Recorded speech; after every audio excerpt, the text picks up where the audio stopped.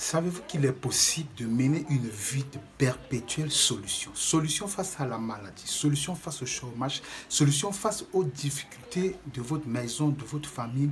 Savez-vous que cela est possible? C'est ça que nous allons aborder ce matin dans cette autre édition de 5 minutes de méditation matinale. Je suis l'apôtre Cédric du ciel et ensemble nous allons partager la parole de Dieu sur le thème comment mener une vie de perpétuelle solution.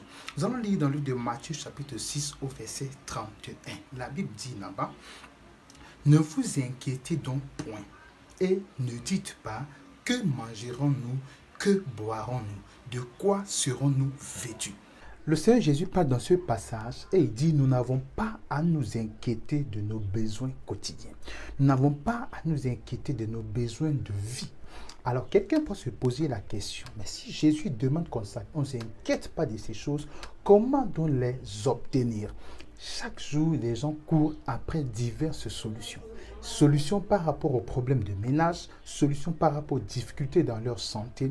Mais Jésus nous dit de ne pas nous inquiéter pour cela. Et quelque part même plus bas, il dit ces choses-là, ce sont les païens qui les recherchent. Alors, comment donc vous pouvez faire pour avoir une vie où vous serez constamment dans la solution et non pas en quête de solution? Vous allez voir aujourd'hui, beaucoup d'enfants de Dieu courent après des prophètes, se font assujettir par des faux prophètes et d'autres tombent dans des pièges par-ci, par-là parce qu'ils sont à la quête des solutions. Alors, moi je pense à un certain niveau que ceci est dû peut-être à de l'ignorance ou encore à de la paresse. L'ignorance pourquoi? Regardez ce que la Bible dit au verset 33. Cherchez premièrement le royaume et la justice de Dieu, et toutes ces choses vous seront données par-dessus. Ça veut dire, cherchez à obtenir le royaume et la justice de Dieu.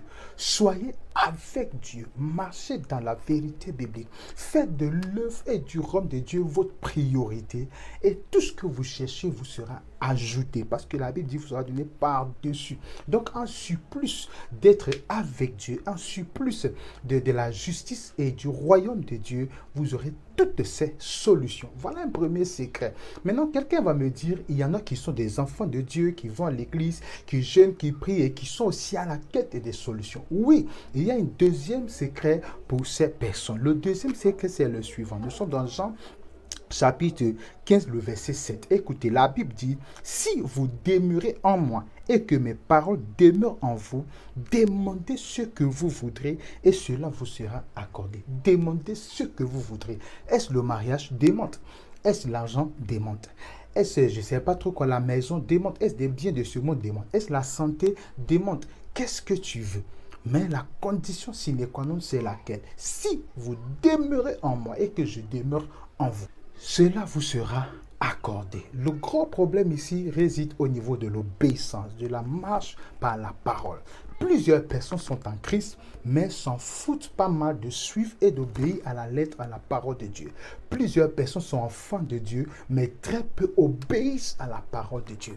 Si tu veux avoir une vie de perpétuelle solution, fais du royaume de Dieu ta priorité, marche d'après les principes de la parole de Dieu, c'est-à-dire obéis à la parole de Dieu. Et il va te dire que tout ce que vous demanderez, il vous l'accordera. Alors prends cela comme un défi pour cette journée. Décide de marcher dans l'obéissance tout au long de cette journée, du moins à partir de cette journée.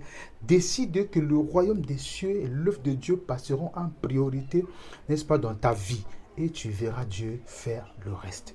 Alors, nous sommes à la fin. Si cet enseignement t'a béni, n'oublie pas d'aimer, de t'abonner et de partager cet enseignement avec quelqu'un d'autre.